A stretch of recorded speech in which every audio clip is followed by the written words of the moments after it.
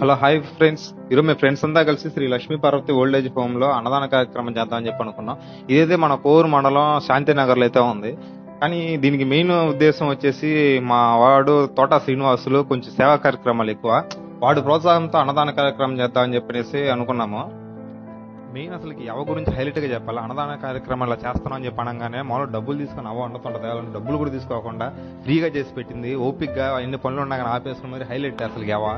అయితే ఈ old age home లో మొత్తం కలిపి ఒక 50 మంది ఉంటారు. మేము కూడా ఒక 50 మందికి అయితే ఫుడ్ రెడీ చేసాం. వెజ్ అండ్ నాన్ వెజ్ రెండు చేసాం. అంటే ఏది తింటారో మనకు తెలియదు కాబట్టి.